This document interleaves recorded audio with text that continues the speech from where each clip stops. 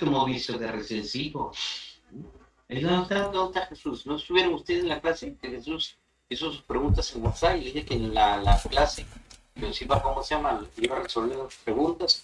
Y Max Silupú pidió permiso que iba a descargar en el celular que le habían prestado,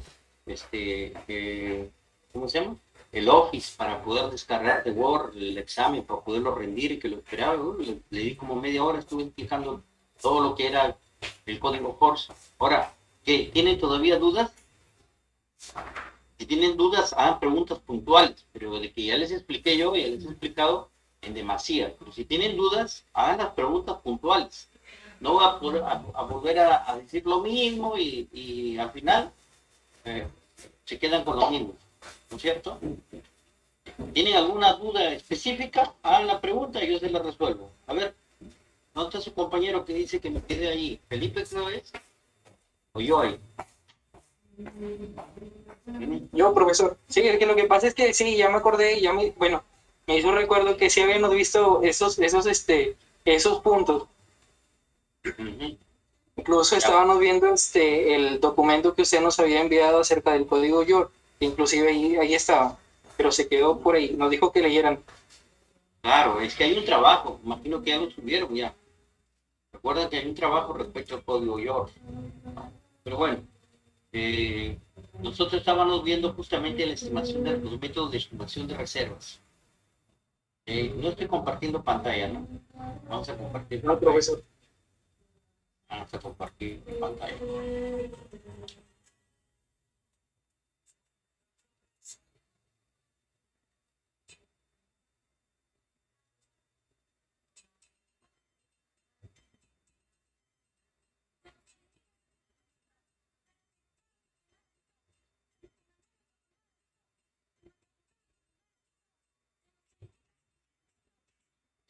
No se vaya que voy a desconectar, voy a cambiar de modo ya, para usar el modo de la universidad.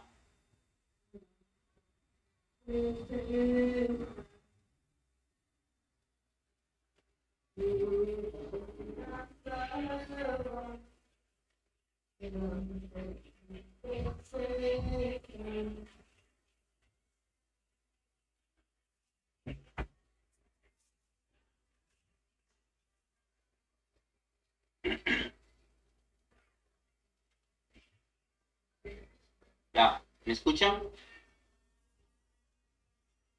Sí, ingeniero. Ok. Este es el sílabus, ¿ya? Estamos nosotros habiendo visto justamente los métodos de, ¿cómo se llama? Los métodos de estimación de reservas. Método de estimación de reservas. Y ya había manifestado, les había dicho de que, de que para calcular las reservas, ¿no es cierto? Por cálculo de recursos minerales, eso es lo que realmente nosotros hacemos, el cálculo de recursos minerales, lo que hacemos es determinar el volumen de los recursos minerales. Volumen, ya saben ustedes, pues, si hablamos de volumen, son tres dimensiones, largo, ancho y altura. Ya depende de ustedes lo que puede ser largo, potencia, sí, pues dependiendo del tipo de yacimiento, largo, potencia y cómo se llama altura, ¿cierto? O profundidad también, si estuviera ubicando reservas potenciales hacia abajo, inexplorado. ¿Ok? Entonces, y ese volumen nosotros lo multiplicamos ¿por qué? Por el peso específico y encontramos pues tonelaje. Yo les hice por ahí un ejemplo, ¿no? La vez pasada, ¿no? Cálculo. Entonces, un cálculo numérico. Entonces, ¿qué es lo que sucede? Que si bien es cierto, eso vienen a ser los recursos minerales, decíamos nosotros que la característica o ¿cómo se llama? El requisito para ser considerado reservas era aquellos recursos minerales cuya ley, ya sabemos nosotros cómo se obtiene la ley, y al menos sabemos que se obtiene mediante muestreos, pero ya también sabemos que esa ley no es una ley, pues, podríamos considerarla, pues, hasta cierto punto consideramos una ley general, ¿ok? Una ley general, generalizada, pero que sea esa la ley, específicamente la ley, no es tanto así, ¿cierto? Y de eso se trata este curso, ¿no? Ya vamos a, de aquí que desarrollemos el siguiente punto, ahí van a entender también mejor.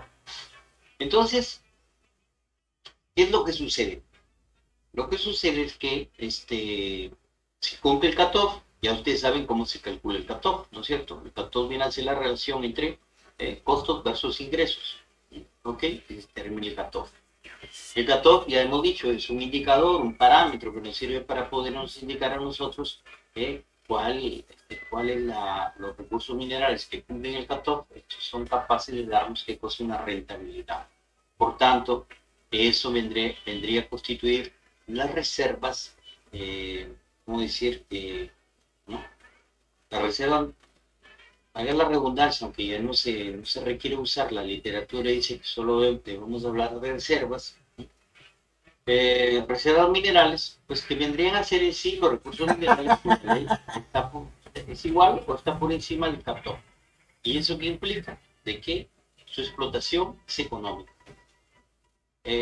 Como ya nos dicho nosotros desde el inicio del curso, que la industria minera es un negocio. Y como un negocio lo que va a buscar es la rentabilidad, como cualquier negocio. Cualquiera que emprende un negocio, lo que busca es lucrar, ¿no? Lo que busca es lucrar. O sea, es decir, dicho de otra manera, obtener una utilidad, ¿no es cierto? En este caso, si hablamos de recursos financieros, una utilidad económica. ¿Sí? ¿Por qué? Porque va a ser inversión de dinero. Entonces, lo que quiere obtener es una utilidad. Y esa utilidad es la que le va a permitir subsistir, reinvertir, crecer.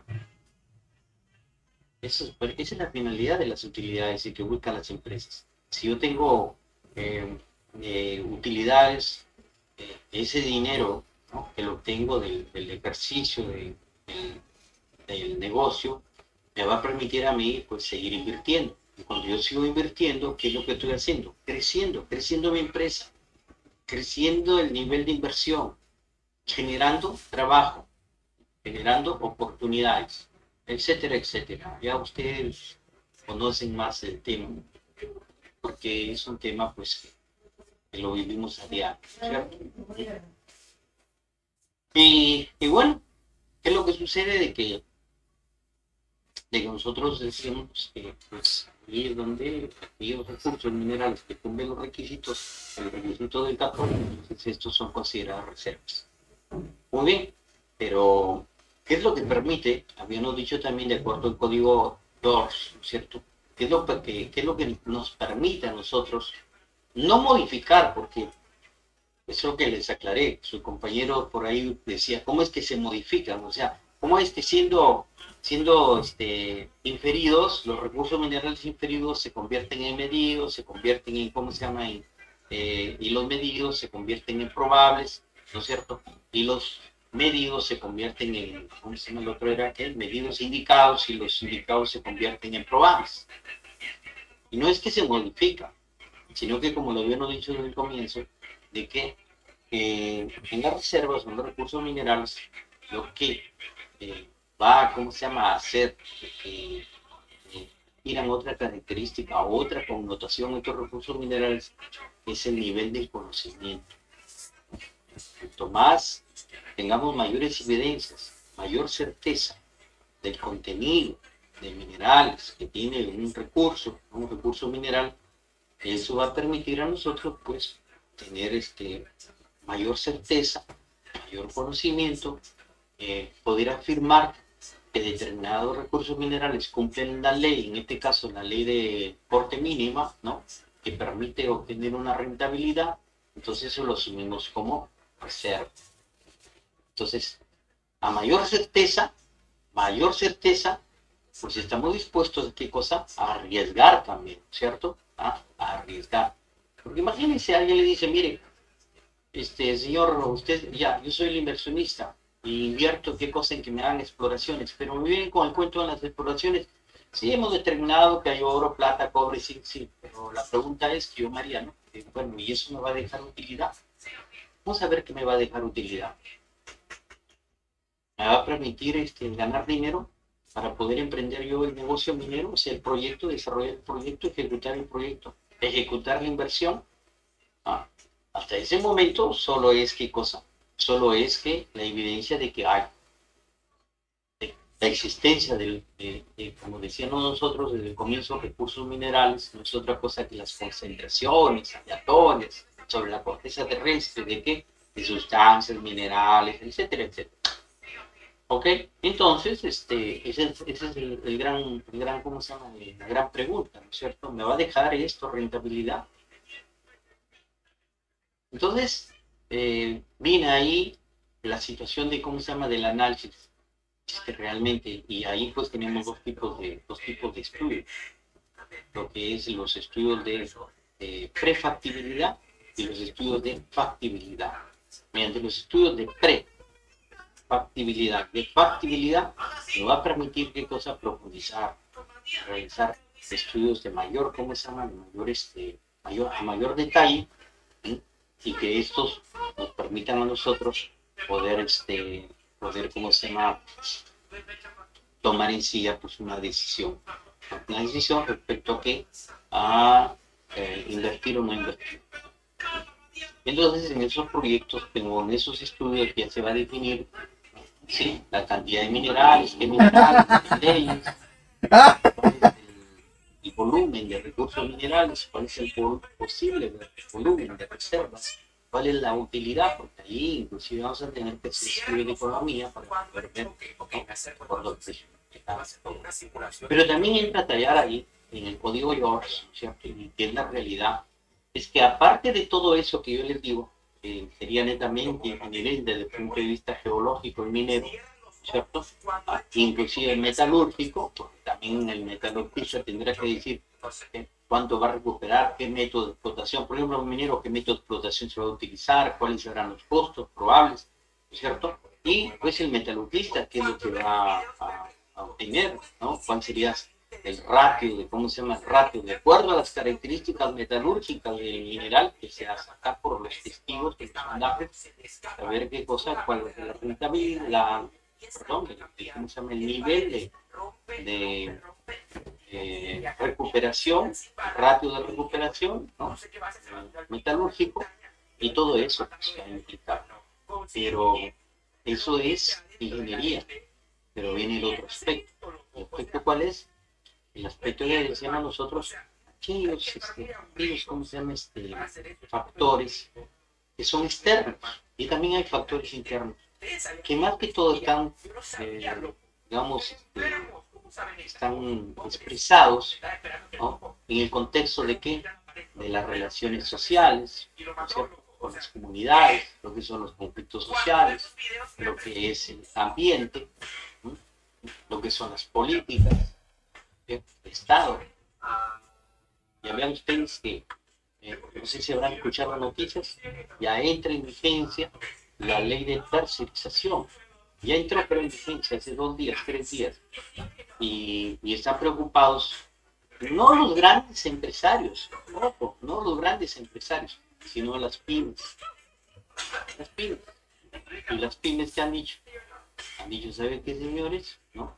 Si esto no se, ¿cómo se llama? Si esto no se corrige, pues se van a ir a la calle 350.000 trabajadores. 350.000 trabajadores. ¿Y por qué?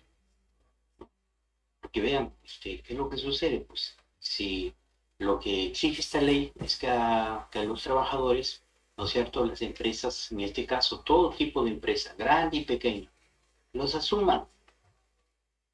Y por tanto, en el aspecto de asumirlos, integrarlos, crecen como monstruos estas empresas.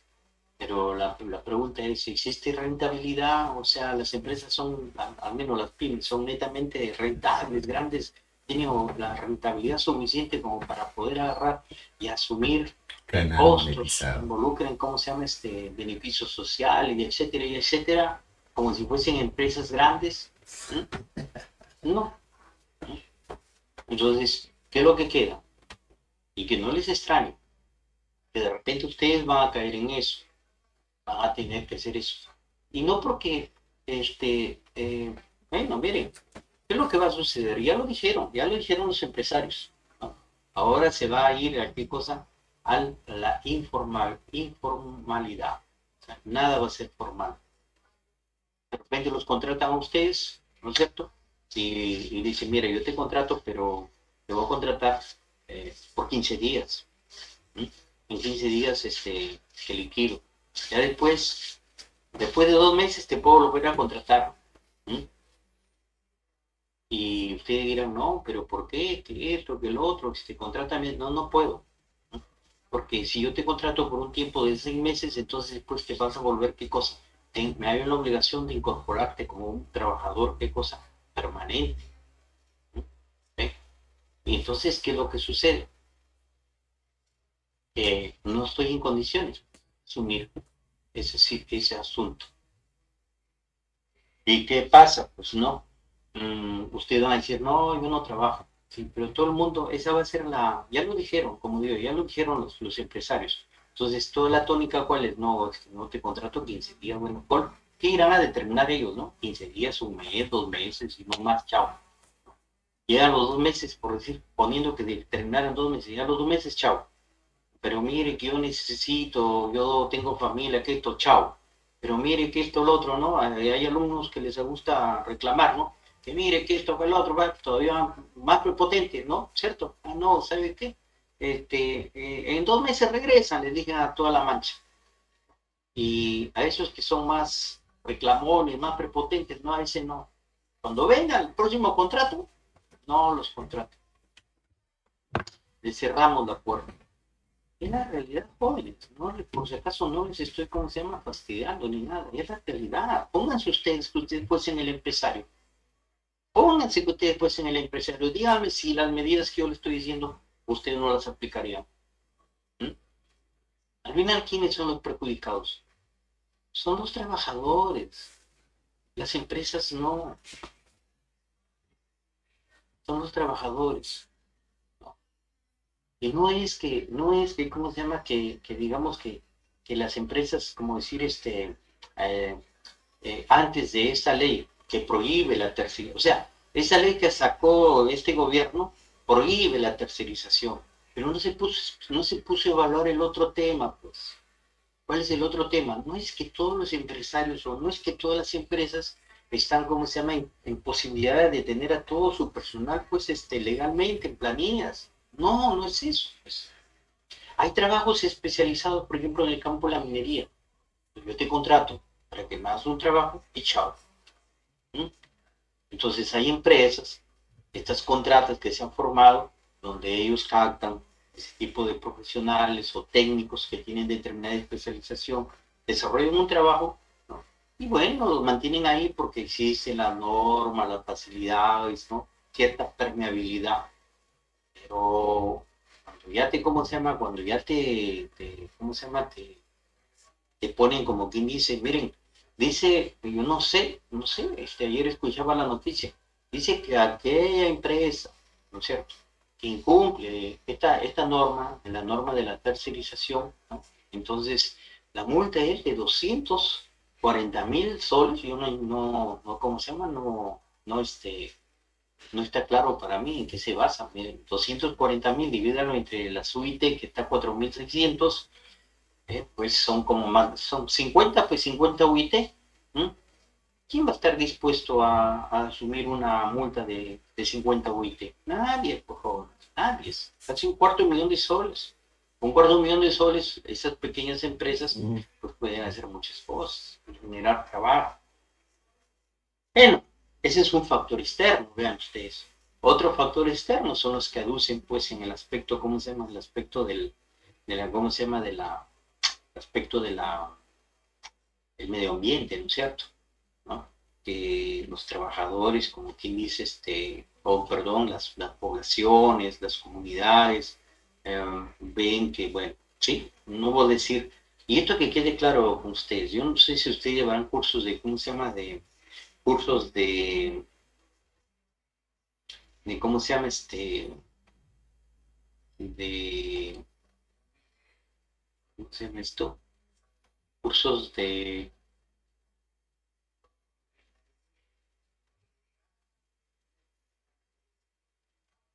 Lucía La Madrid Torres. ¿Quién es Lucía La Madrid Torres? ¿Mm? Lucía, buenas tardes. ¿No está Lucía?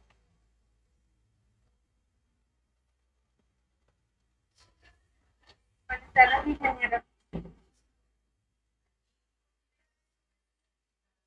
¿Dónde estás que no te veo?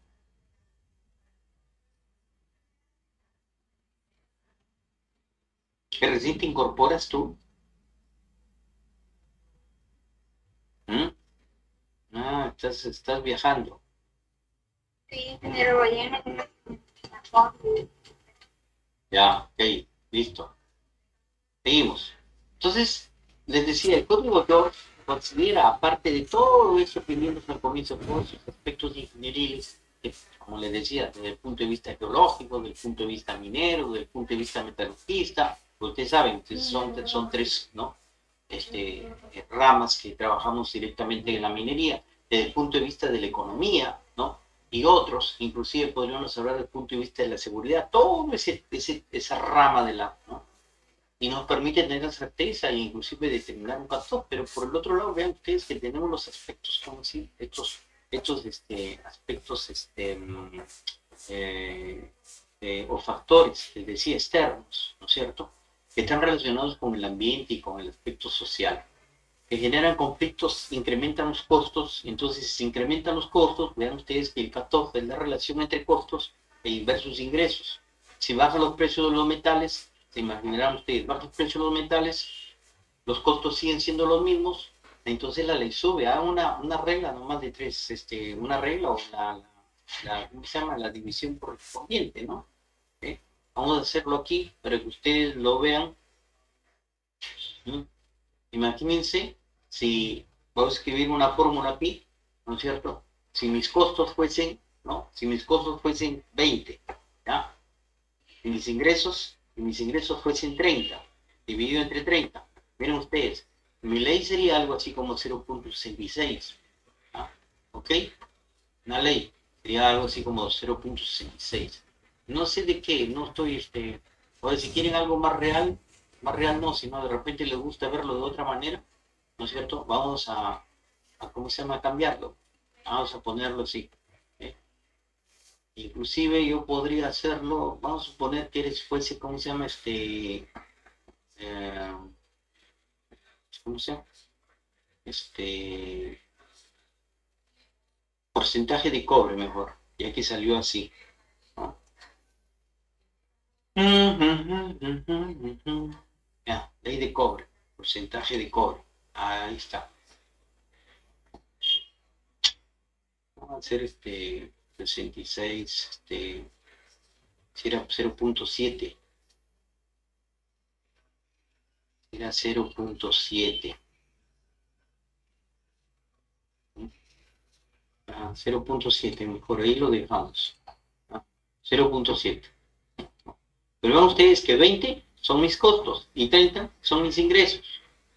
Imagínense que vienen demandas, ¿cómo se llama? Demandas del medio ambiente, demandas sociales de parte de las comunidades. Entonces, a esos costos que son operativos, ¿no? Digamos 20, debo sumar los costos, ¿cómo se llama? Los costos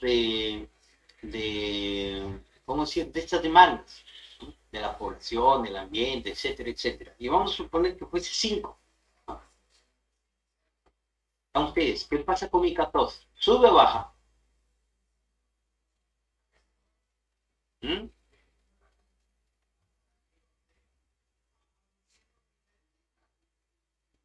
¿Qué pasa con mi 14? Aumenta, ¿no es cierto? Si mis costos aumentan en 14. ¿Por qué? Porque se sobreentiende que los precios de los metales a nivel mundial, eso no promueve un conflicto social. Eso está ahí, ¿no? Entonces, si los costos aumentan, esto pues, pongámosle ¿cómo se llama? Que aumenta el precio de los metales. Y resulta que el cobre ya no está a 30, sino que está a 40. ¿Qué pasa ahora? El cathode baja. ¿Se dan cuenta? Pero de eso tienen que estar conscientes ustedes. Y bajan, la pregunta que ustedes deberían hacerse es, ¿cuándo bajan los costos? ¿Cuándo suben? ¿Cuáles son las, cómo se llama, las, este, las, este, pues, cómo se llama, las factores que implican que mis costos suban? Ojo, hay costos operativos, hay costos de transporte, hay costos de extracción, hay costos de explotación, hay costos de agua. Ustedes tienen que ver en cada costo que... Entonces, cuando nosotros tratemos de, como quien dice, ¿qué hacen las empresas? ¿Qué hacen las empresas si sus costos suben? ¿Mm? Tienen que subir su CATO. Si los costos suben, tienen que subir el CATO. Y el requisito para que los recursos minerales sean considerados reservas, ¿cuál es? Que cumplan el 14. Si el 14 está más alto, habrán más recursos minerales que cumplan el 14 o habrán menos recursos minerales que cumplan el 14. Habrán menos recursos minerales que cumplan el 14. Por lo tanto, si hemos dicho que los recursos minerales que cumplen el 14 son considerados reservas y hay menos recursos que cumplen el 14, entonces mis reservas bajan. Cuando mis costos suben, mis reservas bajan. Por tanto, la vida útil de la mina baja. Las utilidades bajan. La pregunta es, ¿eso será favorable para el empresario? No.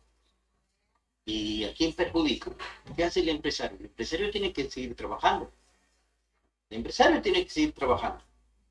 Muy bien. ¿Qué va a hacer el empresario? ¿Qué va por el punto más débil? ¿Cuál es el punto más débil? Reducción de personal. Aunque yo les voy a ser sincero de que con una serie de trabajos de tesis, ¿no es cierto? La tendencia actual, y no ahorita, ya de décadas, ¿no es cierto? No es reducir personal. Son otras las medidas que aplicamos, ¿cierto? Pero eso, bueno, no tiene caso que yo entre en eso, tendría que estudiarme y salirme del tema. Ahí nomás les digo, ¿no? Tomamos otras medidas. La medida clásica que siempre ha sido reducir personal, reducir costos, reducir. Ya, los ingenieros cuando salgan de día libre ya no le vamos a dar pasaje por avión, que se vayan, ¿cómo se llama? En carro. Se sigue agudizando la cosa. Los ingenieros antes los sacábamos en camionetas de la empresa, ya no van a salir en camionetas de la empresa, que ellos contraten su movilidad. A los ingenieros cuando salían de su día libre, nosotros le dábamos una bolsa de viaje, ya no le podemos dar la bolsa de viaje. Así es. ¿Qué creen que es? ¿Creen que la empresa va a seguirles dando, cuando la empresa sabe de que está, como quien dice, cada vez sus utilidades son menos, y si sigue así esa condición, ¿qué es lo que va a suceder? Se va a la bancarrota y todo el mundo se va a su casa. Así es, jóvenes. Entonces, ténganlo presente. Muy bien. Entonces, vean ustedes, ahí la relación que existe entre recursos minerales, ¿no? Entre reservas, entre, ¿cómo se llama? Entre la manera como esto en forma dinámica, ¿no? Se mueven estos aspectos. Por lo tanto, pues, vean, y que mucho tiene que ser la certeza. Y que los factores internos y externos pues, también generan, ¿no? Los factores internos que podrían generar también cambio en esto, ya lo hemos dicho una y otra vez. ¿Cuál es, no? Por ejemplo, un factor externo son las demandas de los trabajadores, ¿no? No es un costo operativo, pero son demandas de los trabajadores. Y pueden ser justas, no digo que son injustas. Por si acaso, en ningún momento he dicho que la demanda de los trabajadores o que de las poblaciones sean justos o injustas. No, no he dicho para nada, he tocado ese tema. Nosotros analizamos aquí, ¿no es cierto?, el tema desde el punto de vista netamente, ¿cómo se llama?, netamente académico. Que si es justo, que si no es justo, eso se determinará en la, ¿cómo se llama?, en sí, en el momento, cuando ustedes trabajen, verán si las demandas que requieren los trabajadores es justa o injusta. Pero algo sí que tengo que aclararles, ¿no es cierto? Nada se consigue con la violencia. ¿Ok?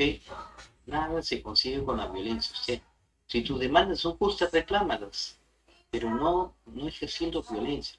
Y les digo esto porque, vean ustedes,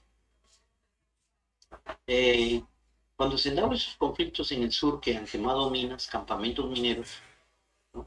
Le queman el campamento minero a la empresa. De repente la empresa está asegurada, nada le afecta. ¿Pero a quién afecta? A los trabajadores, agentes.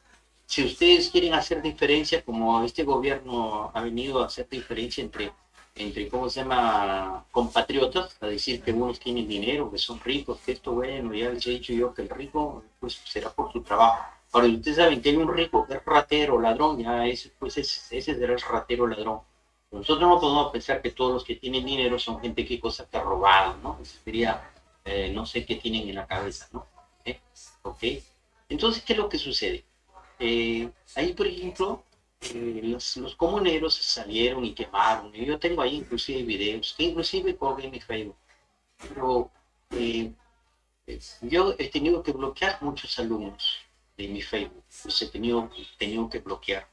Alumnos inclusive de maestría. La manera de pensar, o sea, que es justo por el esquema, es justo, o sea, para ellos sería justo que inclusive lo agarren al empresario y lo corten por pedacitos, por cuadritos. No es justo, jóvenes. La violencia se llama violencia. ¿Ok? Ustedes que son jóvenes ahora y que algún día serán funcionarios públicos, serán que son los empresarios, todo. Jóvenes, eso existe la justicia. Por algo yo he estudiado derecho, ¿no es cierto? Ah, y a todo el mundo se le tiene que llevar ante la justicia. No tomen, ni opinen, ni piensen que la justicia deben de aplicarla a ustedes con sus propias manos y agarrar y agarrar y, ¿cómo se llama?, pretender, ¿no?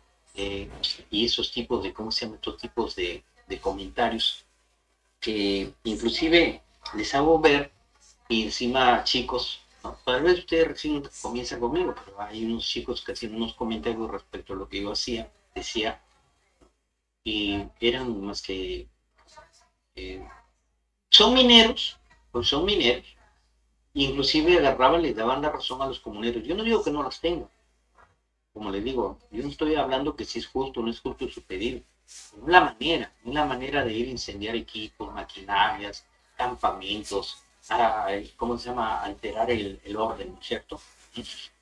Si sus, ¿cómo se llama?, si sus demandas son justas, deberían de ir ante las instancias correspondientes y ejercer ahí presión para que les solucionen el problema.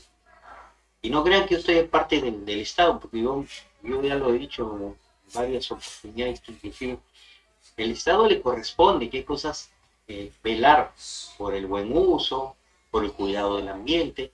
Y algo que yo les iba a decir a ustedes, les iba a decir, jóvenes, toda actividad, toda actividad que realice el hombre contamina el ambiente. Toda actividad que realice el hombre contamina el ambiente. El solo hecho de respirar contamina el ambiente, ¿ya? ¿Ok?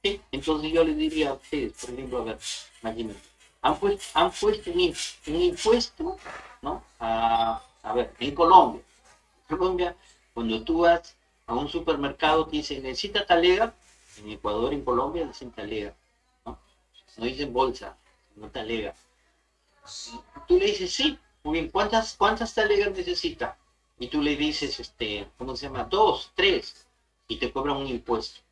O sea, la tienda, la empresa, te regala la talega, pero te cobra un impuesto al Estado para poder, ¿qué cosa?, mantener como que inicie o afrontar gastos del cuidado del ambiente. Muy bien. Aquí en nuestro país, ¿qué es lo que sucede? Según una ley parecida de prohibición de esto, sí, pero ¿qué es lo que hacen las empresas? ¿Ah? ¿Necesita bolsa? Sí, te la cobran para su bolsillo de ellos. No debería ser así. Debería ser como lo hacen en Colombia y lo hacen en otros países. Un impuesto que deberían de pagar. Y que ese impuesto debería ir a pagar, ¿qué cosa? Allá, al Estado. Para que se lo sigan robando los corruptos. Muy bien. Pero ¿qué es lo que sucede? A ver, ¿a dónde iba? ¿A dónde quería aterrizar yo? Muy bien, pues. Al Estado le decía que al Estado le compete qué cosa. Que todo ser humano, toda actividad que realiza, ¿no?, solo hecho de respirar. Imagínense pues que le pongamos un impuesto, ¿no es cierto?, al hecho de que tú respires. Vean ustedes, el número de hijos. Oye, si tú, ¿cuántos hijos tienes? Yo tengo uno, tú, dos, yo, 7. Ah, 7. Ah, usted que tu familia contamina más el ambiente.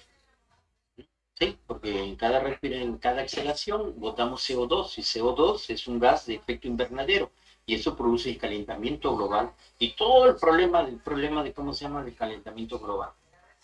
¿Sí? Que ya ustedes habrán visto, tempestades, lluvias, ¿cómo se llama? Olas de calor, olas de frío, etcétera, etcétera, y muere un montón de gente. Entonces, ley, ¿no? Usted solo puede tener un hijo. Que no les extrañe, que en el futuro hagan esas leyes. Ustedes solo puedan tener un solo hijo. Nada más. No, que yo necesito 2, que 3, nada.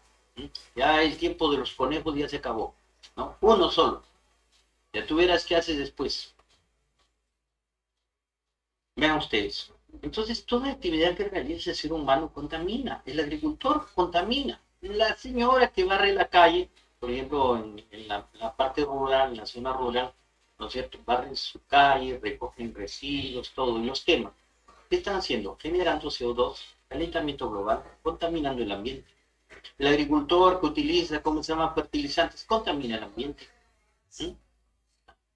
El, el hecho de conducir un carro, ¿sí? Y todos los gases, plomo, que salen plomo, azufre, ¿cierto? ¿Ah?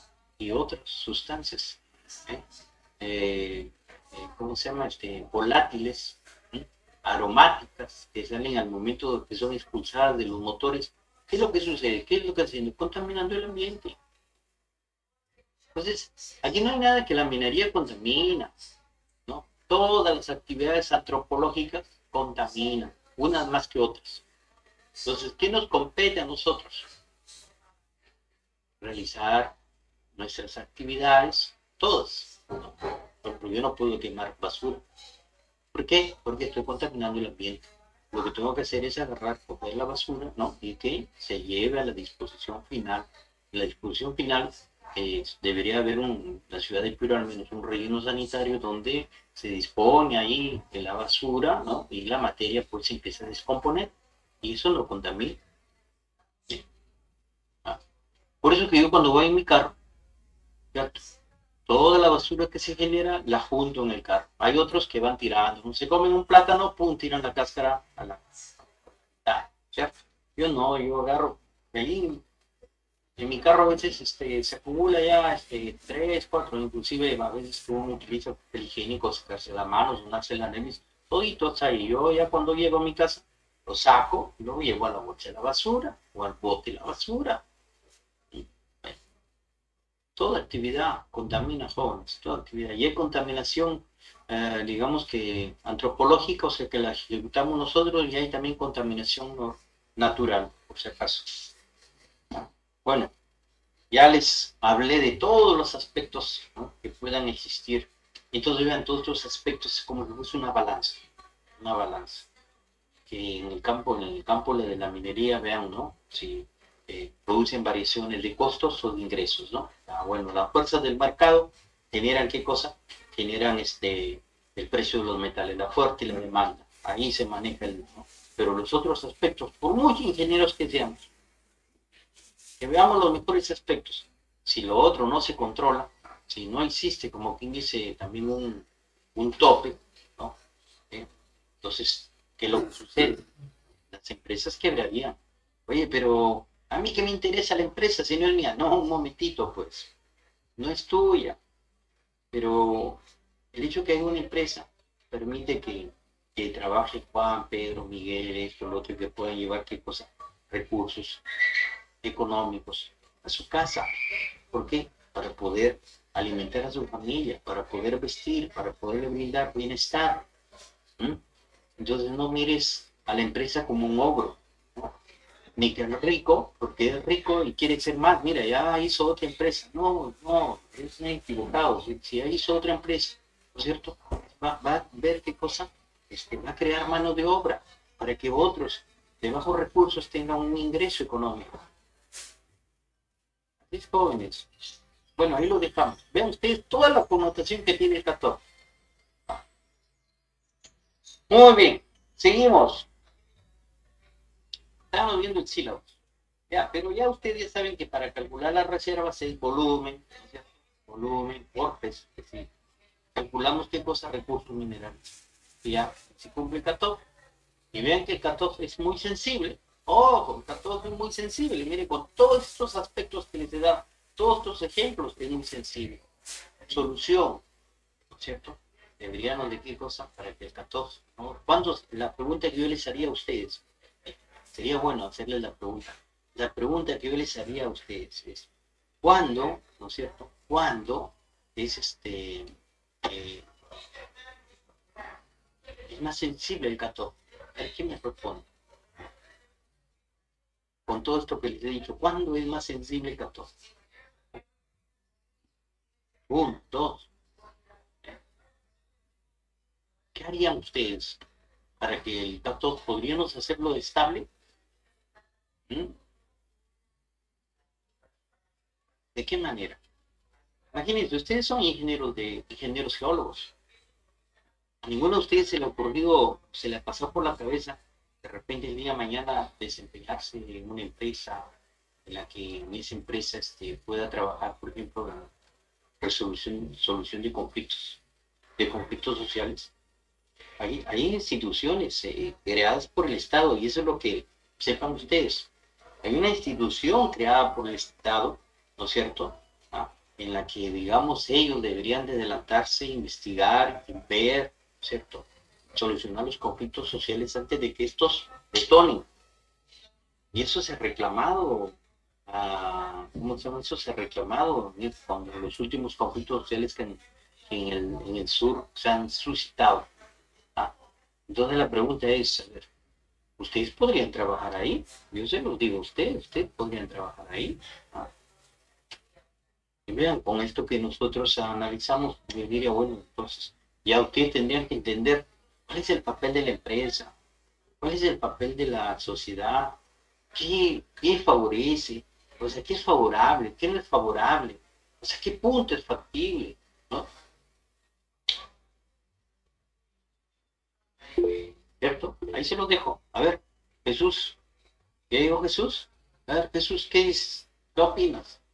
Pero, el 14 se podría poner sensible en el momento en el que, digamos, hay un conflicto social para poder hacer lo que son ideas. Porque si No, el 14, el 14 podría poner sensible cuando haya un conflicto social en el lugar donde o cerca de la comunidad donde claro, se va a hacer. ya. Son muchos los factores, pero ya, tú analiza ese factor. Son muchos los factores, no es uno solo, son muchos los factores, ya. Es un factor, serían los conflictos sociales. Podría ser por situaciones ambientales, podría ser porque piden mejoras, etcétera, etcétera. Muy bien. Pero ya, ok.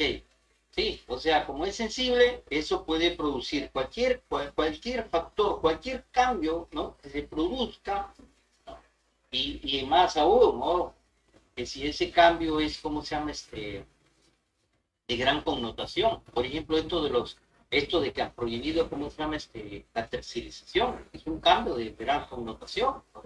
¿Qué implicancias irá a tener? Porque yo la noticia la he escuchado a nivel, como le digo, de las pymes. No sé cómo será en las empresas mineras. Aunque yo creo que habían presentado ¿cómo se llama? Una acción de amparo contra esa ley, pero no sé. No. Bueno, ya. Pero y tú entonces, ahora yo te digo, ya, suponte que fuese eso. Entonces la pregunta es lo siguiente, ¿no es cierto? Para que tú mismo la respondas. ¿Ya? ¿Qué harías entonces? ¿Qué harías? Si por un lado tienes demandas sociales, por el otro lado tiene la empresa. ¿Qué harías tú? Claro, en realidad en ese momento lo que se tiene que hacer es apaciguar tratar de hacerles entender de qué se trata el proyecto, tratar de entender sobre la plan, de cómo se llama, para evitar que tiene la empresa para menos contaminar, ¿no? Hacerles entender y los beneficios que van a tener ellos, obviamente, que van a hacer un proyecto en un lugar en lugares que van a ser beneficiados, porque la empresa va a ponerse a días, puede crear colegios, puede crear hospitales, que nos van a ayudar mucho a que esa comunidad y pueda aceptarle el cambio en el proyecto, ¿no? Como que digámoslo así, buscamos un equilibrio entre las partes, ¿no es cierto? Claro, algo así, un ganar-ganar. Si tú fueses el Estado, ese sería tu salida, tu política. No, yo hablo como empresa. No, es de la empresa, pero hay otra cosa. En todo conflicto entran tres partes. Que podría ser qué cosa, en este caso la sociedad, ¿no? O digamos las comunidades, ¿no? La empresa y el Estado. Es que, ¿quién soluciona los problemas? Este tipo de conflictos. No lo soluciona la empresa. Tiene que haber la intervención del Estado. El Estado, quiere o no quiere, tiene que intervenir. Si usted leyeran los convenios de la OIT, ¿no es cierto? Están relacionados a todos estos aspectos de trabajo, aspectos, ¿no? Siempre intervienen las tres partes. O sea, es un tema tripartita. Empresa, ¿no? Trabajadores, si fuese una demanda de trabajadores, ¿no? Y cómo se llama, y Estado, ¿no? En este caso, no es una demanda de trabajadores, pero sí de la sociedad, en este caso de las comunidades. Entonces tiene que entrar el Estado. El Estado tendría que entrar como la gente, pues si hay dos partes en conflicto, la empresa y la comunidad, dos partes en conflicto. Y ni una ni otra quiere ceder. ¿Quién va a ser el árbitro ahí? El Estado, cuando El Estado. Entonces, tú, que fueses del Estado, ¿cuál sería tu salida? ¿La que tú planteas? claro, en ese sentido sí sería esta salida, No, ¿no? yo te digo una cosa. Tú como Estado, ¿cómo se llama? ¿Te pondrías del lado 100% de la comunidad? ¿O 100% de la empresa? ¿Del lado de la empresa? Tendría que ser imparcial. Tendría que ser imparcial. Muy bien, te felicito. ¿No es cierto? Te felicito. Pero mira lo que hizo el Estado cuando, ¿cómo se llama? Cuando se desarrollaron todos estos conflictos. ¿Qué dijo? La sociedad tiene derecho de manifestarse. Por lo tanto, el Estado no va a hacer nada en contra de los, ¿no? de la población. O sea, sáquense el ancho, ¿no? Es como si tú tuvieras dos hijos y los dos hijos se agarran en una bronca maldita, ¿no? Y tú llegas, y disculpen el término, pero hay que decirlo, ¿no? El Estado está por la hueva, ¿no es cierto? El papá llega por la hueva, ¿no es cierto? No es capaz de poner orden entre los hermanos que están en conflicto. Que se agarren a golpe, que miércoles hay el que saque sangre primero, el que se rinda ahí, ¿no? Nosotros no vamos a hacer nada. Ese es el presidente, ¿no es cierto? Esa es la política de este Estado. Y así, ¿qué hacemos? ¿Quién cree que va a ganar? ¿La empresa o las comunidades? Las comunidades, pues no es lo que estamos en nuestra cancha, nosotros somos extranjeros en nuestra cancha, no, que se larguen, que se vayan, que se larguen, que se vayan, ¿no es cierto? Y todo nomás dicen coro, que se larguen, que se vayan. Y se largan, ya se largaron los capitales. Claro, la empresa está ahí porque está manteniendo con la esperanza de que en algún momento cambien las cosas, pero ya no hay el nivel de inversión. Ya no hay nivel de inversión. Cualquiera lo haría, ¿no? Estratégicamente, yo tuviera mi empresa, me doy cojudo, ¿no? Estoy ahí, ¿no? Por la esperanza de que algún día cambien las cosas, ¿no? Y el día que cambien, pues ya haré fiesta, pues ya serán las cosas mejores, ya invertiré, traeré mejor dinero, ¿no? Habrá un Estado que se comprometa con qué cosa, con ser imparcial, ¿no? Y ver realmente qué es lo que, la manera como usted menciona, cómo se debe actuar. Entonces, no es tanto de ponerse de un lado ni del otro lado. Como dije, yo no estoy diciendo aquí que las demandas de la empresa son justas ni que la demanda de los trabajadores son justas. No queremos entender el contexto, ¿cierto? Como lo dijo su compañero, ¿no? Si la empresa es capaz de, ¿cómo se llama?, de generar trabajo, va a generar mayor, ¿no? Podría construir en qué cosa. Oye, y con el canon esa es la finalidad del canon y todo esto, que se construya, ¿cómo se llama? Se construya hospitales, escuelas, todo. ¿Ustedes han visto la Universidad Nacional de Piura que construye? ¿Se dan cuenta o no? ¿Mm? ¿Con qué plata creen que la universidad construye? ¿Mm? Porque tenemos canon y sobrecanon. Tenemos canon y sobrecanon. Y con el canon y sobrecanon, mire, yo he sido jefe de la oficina de planificación y presupuesto de la universidad durante los años 2000 al 2004, ya 5 años. Bueno, 3 años estamos en, ¿cómo se llama? En ese entonces el petróleo estaba barato y el, ¿cómo se llama? Y el canon y sobrecanon no llegaba más que a 12 millones de soles. Oigan, pero cuando yo salí de ¿cómo se llama? De la oficina, porque ya hubieron cambio de autoridades en enero del año 2005, el canon y sobrecanon se disparó porque el petróleo se disparó. ¿Sí? Y entonces, ya no eran 12 millones ni 16 millones, yo creo que yo lo dejé en 18 millones, sino que ya eran 60, 70 millones de soles de canon y sobrecanon. Y hubo un congresista que ya murió, uno de Sullana, León, creo que pillaba, ¿no? Que cambió y modificó la ley del canon y el sobrecanon. ¿Por qué? Porque la universidad utilizaba el canon y el sobrecanon para cubrir gasto corriente. ¿Qué gasto corriente? El pago de la luz, del agua, pago de ¿cómo se llama? A los trabajadores, ¿no? Contrataban servicios no personales, pagaban a los trabajadores. Pero en esta ley que él la modificó, bueno, ya buena hora, aunque a mí no me pareció que la modificara porque nos ayudaba a subsistir, pero la verdad es que se malgastaba el dinero. Y él cambió la ley de tal manera que el canon y sobrecanon, la universidad tiene que utilizarla en infraestructura académica, ¿ah? Laboratorios, infraestructura de equipamiento. Y eso es lo que la universidad le permite, ¿qué cosa?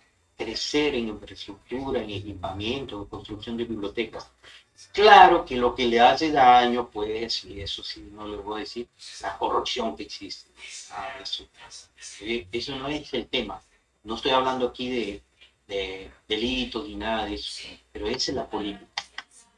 Lamentablemente ustedes vean que en todo nuestro país también deberían los municipios construir así. Pero no lo construyen, porque ya ustedes verán las noticias a diario que salen de ese estado. Yo he trabajado también en la administración pública, en los municipios, y lo que hacen es solo ir a robar. ¿Sí? De tal punto que yo he tenido que decir, realmente ahí está mi cargo, porque uno va a avalar ningún acto ilícito, ¿no? Y pues me han agarrado, y de repente ustedes se encuentran en algún momento en los diarios que Grimaldo Saavedra esto, que el otro, porque lo que hacen, y también el periodismo, tengo que seguir, al menos el periodismo de aquí de Piura, ¿no? Una página, ¿no? Me sacaban a mí como si yo fuese el delincuente, cuando yo estaba tratando de poner orden, ¿no? Me han denunciado, he tenido que ir a la fiscalía, lo peor del caso es que una vez la fiscal me dice, señor, a usted se le acusa de esto, de esto, de esto, de esto. No, mire, yo acá tengo mis documentos, mis pruebas, ahí están, esto. ¿No? Mire que a usted dice la oficina de esto, que esto, lo otro. Que la oficina de control interno dice esto, no, mire, yo eso no es así, ¿no? Y lo tengo tú, pero con documentos. Al final que me dijo la fiscal, señor, ¿sabe qué? Usted viene aquí y trae toda una serie de pruebas que demuestran su, ¿cómo se llama? Digamos, la inocencia suya, ¿no es cierto? Usted no es, ¿no? Pero sin embargo, mire, yo le doy un consejo. Pídale usted, mediante su abogado, que le pida copias de la manifestación que ha dado el señor alcalde. El señor alcalde usted le responsabiliza de todo. Es ese sinvergüenza que yo le hice trabajo técnico para que fuese alcalde, ¿no es cierto? Ese me echaba la culpa a mí. Yo le dije a mi abogado, ¿no? Que pidiera, no, ni mandó, ¿para qué vas a pedir? Ahora que yo soy abogado, entiendo que estos miserables también de los abogados, ¿no es cierto? No, ¿para qué vas a pedir? Yo el otro día conversar con mi esposo, segurito que se ha ido. Oiga, señor alcalde, ¿sabe qué? Que la fiscal le ha dicho a Grimaldo que pida una, ¿cómo se llama? Una copia de su manifestación, que le inicie una contrademanda. Y eso lo puedo hacer y demandarlo a usted y crearlo, ¿no? Por no sé, 100,000 soles, que esto, lo otro. Dígame cómo es conmigo, para yo apaciguarlo a Grimaldo. Así, joven. De todo hay. De tal manera que este alcalde la vez pasada, no, varias veces había tenido que me encuentra Grimaldo. Yo no saludo a sinvergüenzas ni a, ¿cómo se llama? ¿Cómo le dije? Yo no saludo a sinvergüenzas ni, ¿cómo se llama? Delincuentes. Yo utilicé otra palabra.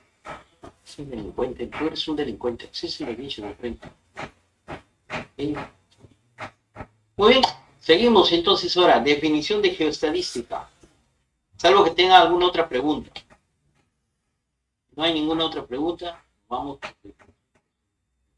Llame, yo la vez pasada les hice un cálculo, ¿no es cierto?, de las reservas, ¿no?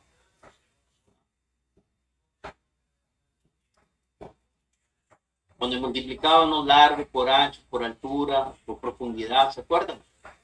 ¿No? Y después por el peso específico, que asumíamos que el peso específico de los recursos minerales era 3. Porque normalmente el peso específico de las rocas es 2.5, 2.6, por ahí, alguna que otra roca 2.7. Entonces yo lo sumo a 3, pero no necesariamente es a 3, dependiendo del contenido metálico que tenga. Porque el contenido metálico, el mineral, pues es más pesado porque es metal, ¿no? Y eso le incrementa el peso específico del mineral respecto de la roca. Pero no necesariamente es 3, por si acaso, no es un dato, no, habríamos que ver qué tipo de mineral hay, ¿no? Porque hay minerales que son pesados, ¿cierto? Más pesados, por ejemplo, el plomo es un mineral pesado, ¿no? Ah, ok, no me dicen el cine, ¿no? ¿Cómo saber yo, jóvenes, cómo saber yo si les dije o no les dije? Bueno, pues yo asumo entonces, ¿qué me queda? Muy bien, vamos a ver ahora lo que es la definición de la geoestadística, ¿ya? La definición de la geoestadística y vamos a abrir acá. ¿Dónde está? Acá. Muy bien. Le contaba a los chicos de Minas en la mañana que siempre a mí, en los libros, y les doy un consejo, me gusta leer qué cosa, las, las hojas preliminares, o sea, lo que viene a ser muchas veces el prólogo del autor, ¿no? O sea, el prólogo del autor. ¿Eh? O también lo que nos pone adelante, ¿no? Su introducción, su prólogo, hay otra cosa por ahí que pone. Entonces, vamos a analizar esta partecita de aquí.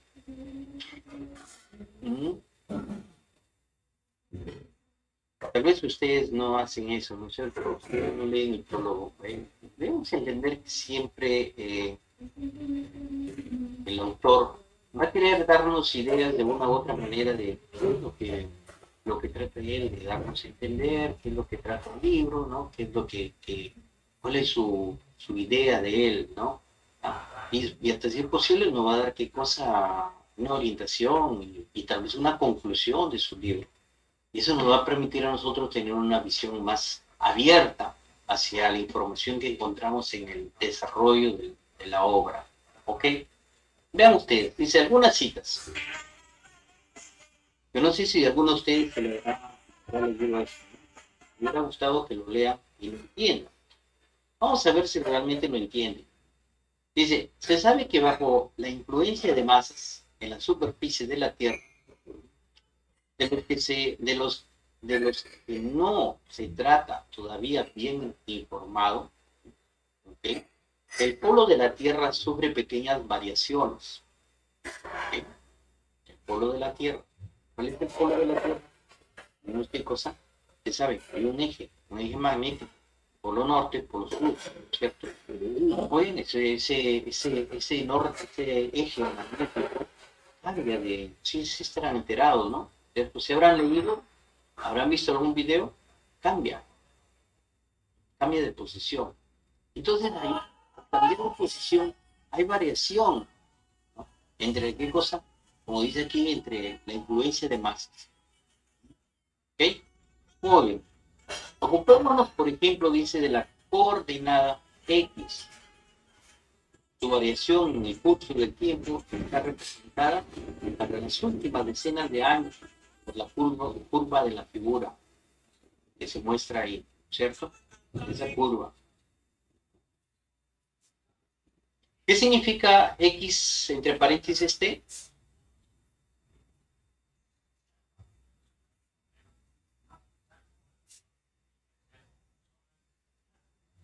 ¿Ah?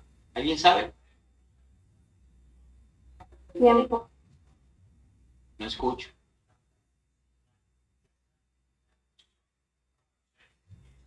A ver, ¿alguien de ustedes sabe? Aunque se equivoquen, díganlo. Peor es que no digan nada. Superficie de la Tierra. ¿Cómo dice Susana? XT me dijo que lo que significaba ahí dentro del gráfico, superficie de la Tierra. Ya, ok. O sea, tú leerías como superficie de la Tierra. ¿Alguien más? ¿Alguien más? Muy bien. A ver, Jesús. Ingeniero, no escuché la pregunta. ¿Cuál era? Del tiempo, pero del tiempo, ingeniero, también. Ya, ok, de El tiempo tiempo también. se representará. Ok. Jesús, tú nunca escuchas nada, ¿no? Ya. Lee te digo que leas. A ver la manito ahí. Ah, que leas esto. ¿Qué significa? Ahí es una gráfica, paso-tiempo. ¿Una gráfica qué? Paso-tiempo. Pero ¿cómo lo lees? Claro, el espacio varía conforme va avanzando el tiempo, pero tiene variaciones Ah, significativas. ya, ok. Creo que ya es el gráfico. Muy bien. Lo que ustedes jóvenes que eso ustedes lo deben ver son matemáticas. Yo lo que hago es qué cosa, eh, ver que ustedes pues, cuando llevan matemáticas aprendieron eso. Lo que es una función, ¿no es cierto? Yo lo podría escribir eso, ¿no? Como una función. En realidad es una función, ¿eh? En realidad es una función. ¿Dónde está acá? ¿Y dónde están ustedes? Aquí están. Ok. O sea, esto no es otra cosa que, vamos a ver acá, voy a escribirlo a mano alzada, o si no acá, en contexto mejor. Ok. En realidad esto es qué cosa, f, ¿no? F, f, x, o sea, es una función, f, la función f, ¿no? X de x en función de t, sería así, vamos a escribirlo de otra manera, ¿no es cierto? X y, pero ahí me salgo, ya no importa, tendría que hacerlo así,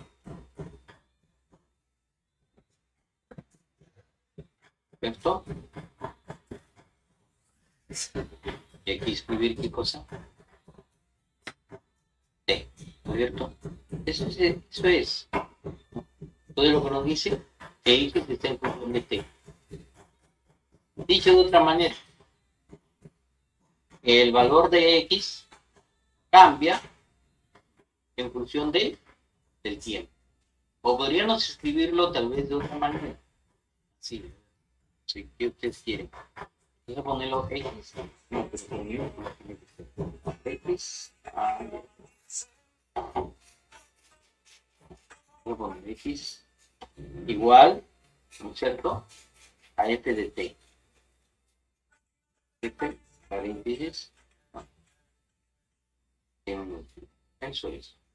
O sea, los valores que adquiere x están en función de qué? Del tiempo. Eso es. O sea, el valor de x.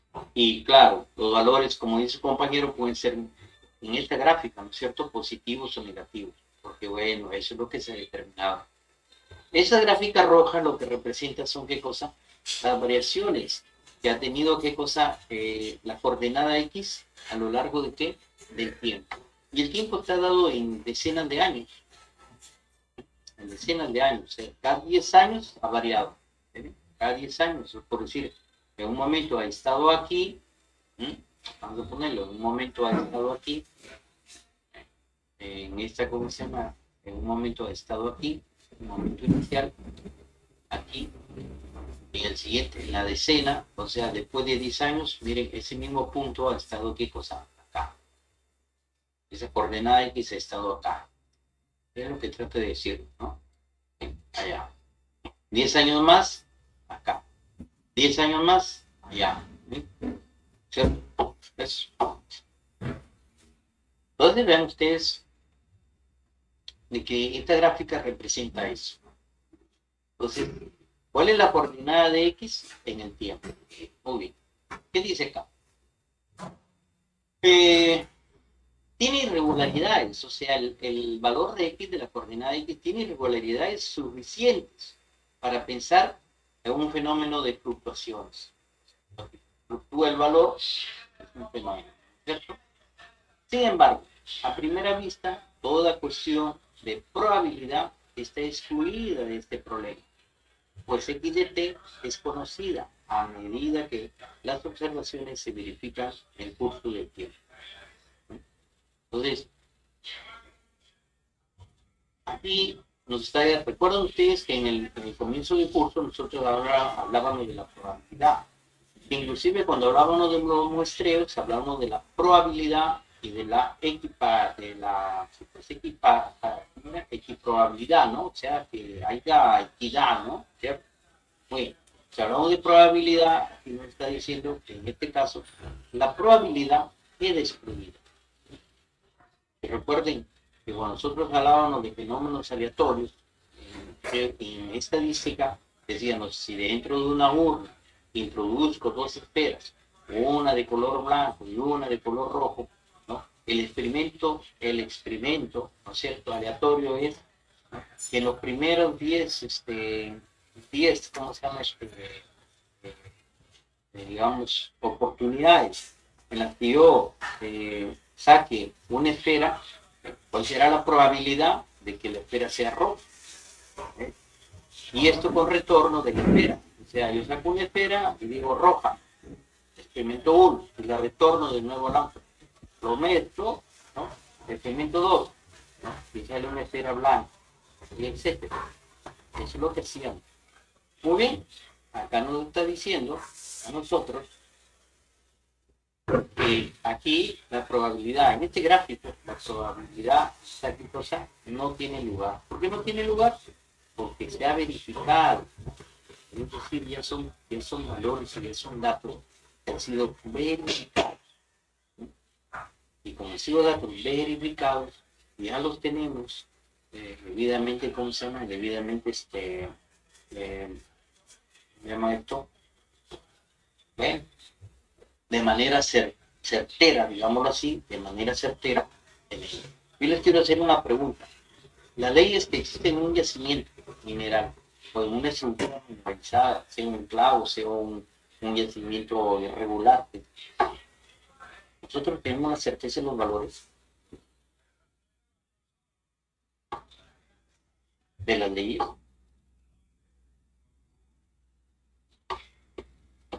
Eso no necesita, jóvenes, que ustedes piensen. Dos cosas, o están atendiendo la clase o están en cualquier sitio, menos atendiendo la clase. Bueno,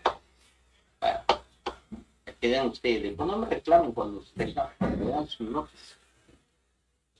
Sencillamente, pues, que no conocemos nosotros con certeza. Vean que usted ya lo vengo hablando de la certeza. Entonces, nosotros los de X puede existir en un determinado punto, no lo conocemos con certeza. Acá sí, ya nos está diciendo que la probabilidad. ¿Por qué? Porque es un historial, pues. Porque imagínense que dice a lo largo de cada década. Y si esto representa una década, miren, ¿cuántos puntos tenemos aquí? 1, 2, 3, 4, 5, 6, 7, 8, 9, 10, 11, 12, 13, 14, 15, 16, 17, 18, 19, 20, 21, 22, 23, 24, 25, 26, 27, 28. Son 2.800 años, ¿no? Por 10, 280 años. Ahí hay 280 años graficados. Y sabemos a lo largo de todos esos 280 años cuál es la variación de X y dónde se encontraba X, la coordenada X. Entonces, si yo ya sé,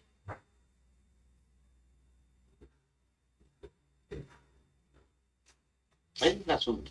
Por eso dice que ahí en este caso, en este gráfico, ya no hablemos de probabilidad, pues, porque sabemos con certeza dónde está.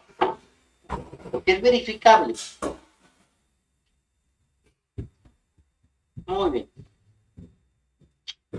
Entonces dice, es conocida, dice conocida a medida, ¿no es cierto? Ya, muy bien. Y digamos, la probabilidad que es excluida porque dice que en este problema, X, o sea, la coordenada X es conocida a medida que las observaciones se verifican en el curso del tiempo. O sea, se verifica. Y naturalmente no conocemos el futuro de X. Claro, por decir acá, aquí, en esta zona, ¿dónde va a estar X? ¿Dónde va a estar X? Dentro de 10 años, dentro de 100 años, dentro de 200 años, ¿dónde va a estar X? Yo lo sé, no lo sé. Eso no sé. Es incierto. Es incierto, ok, es incierto. Y es incierto desde el punto de vista, ¿por qué? Porque es un fenómeno natural. Es un fenómeno natural. Entonces, vean, fenómeno natural. Yo les hablaba a los chicos ahora. Yo les decía, ya me sé, 70, cuando no existía el ecógrafo, pregúntenle a su abuelita, pregúntenle a su mamá, mamá, pasa uno, un mamá, cuando queríamos tomar el estado, la forma de la vacuna,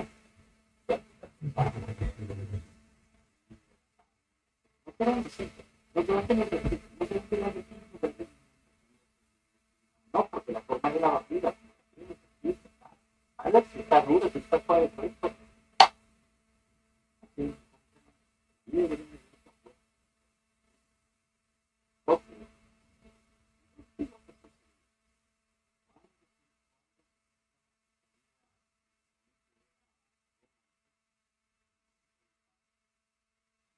parte de la actividad. En este momento, llegar a nosotros la estadística del sexo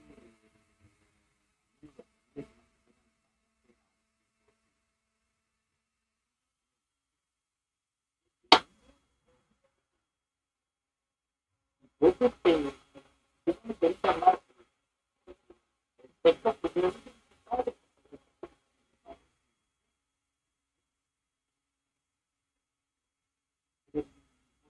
como 80 años, ¿no? Salió embarazada. De Dios. Saliera embarazada de decir que madre ahorita que tiene 80 y tantos años, también diciendo qué va a hacer, habría incertidumbre de qué es lo que va a hacer, hombre o mujer, sí, habría incertidumbre.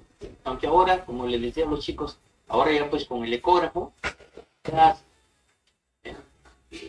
ya sale la esposa embarazada, se va donde el médico hace el ecógrafo, y ya tiene el bebé tiene el feto 8 semanas, 10 semanas, ya dice el médico, es varón, es mujer, o ya lo está viendo ahí en el ecógrafo, se encuentra. ¿Cómo se va eliminando la probabilidad?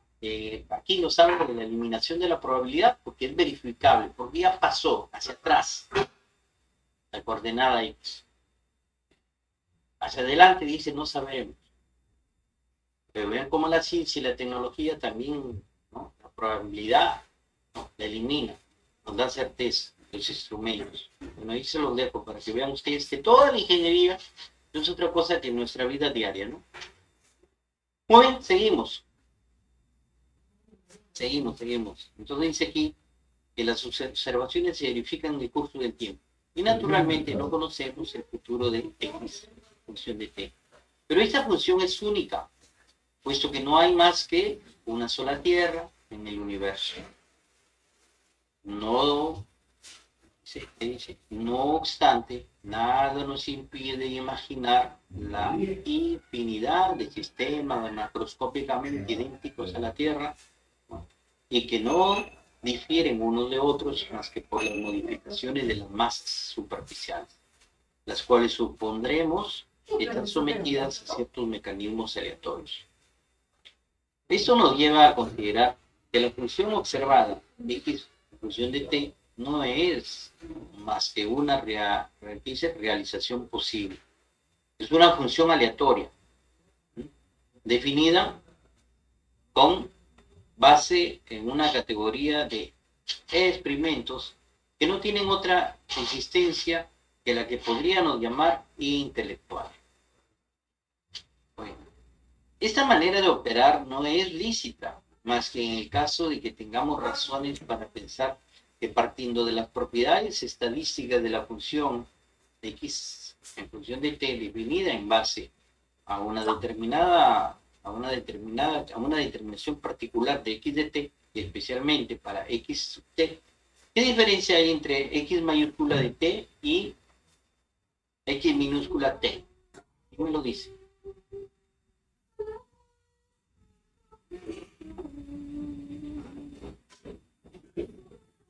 Nada, ¿cierto? Cuando estudiamos conjuntos, ¿cierto? Estudiamos qué cosa, el rango y el, ¿cierto? Como que este mayúscula va a ser qué cosa, todo el rango, todo el universo de valores. ¿De qué? De x en función de t, ¿no? Y x de t va a ser de un punto específico o de una coordenada x específica. Podremos ver entonces que sí, nuestras hipótesis conducen a resultados comprobados por la experiencia y en los casos favorables podremos prever dentro de ciertos límites el valor futuro de x, fundándose en consideraciones análogas a las que acabamos de estudiar. Podrá decirse que la velocidad del viento o la temperatura en un punto del globo son funciones aleatorias de tiempo. Uy, ¿qué quiere decir eso? Si hacia atrás tenemos un dominio de valores que ya pueden ser verificables, así como el sexo que les decía de, ¿cómo se llama?, de una familia, de los hijos de una familia, ¿no es cierto? Hacia adelante no sabríamos, pero si tenemos, como quien dice, fundamentos, si tenemos manera de, ¿cómo se llama?, de poder verificar si en la experiencia misma, como lo dice ahí, la experiencia misma se ha llegado a comprobar la manera como hacemos esa inferencia, ¿cierto? Como determinamos ¿cómo se llama? O, en este caso, cuál sería el valor de la coordenada, o como quería decir, entonces, ¿qué es lo que sucede? Entonces tomaríamos por cierto ese valor. Entonces, ¿qué es lo que sucede? Apliquemos inferencia por regresión lineal, como ustedes lo hemos estudiado en la primera parte. Yo, en base a una serie de datos estadísticos, aplico mi regresión lineal, ¿no? Y puedo proyectar puedo proyectar el valor que puede obtenerse o que puede generarse, ¿no?, en un tiempo determinado. Y la pregunta es, ¿ese valor que yo determino es válido? ¿Qué dicen ustedes? ¿Ese valor que yo puedo determinar es válido? ¿Ustedes lo tomarían como cierto?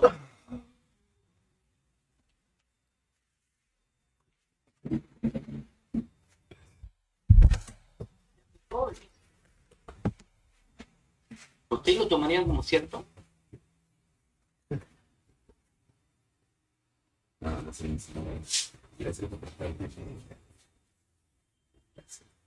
Sí, por eso. Sí. ¿En qué circunstancias?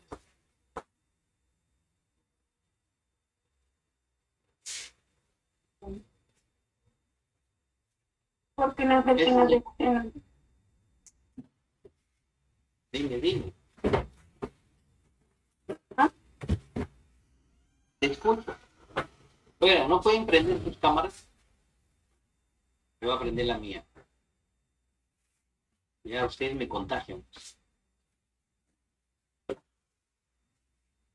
A ver, Roxana, ¿por qué? Te escucho.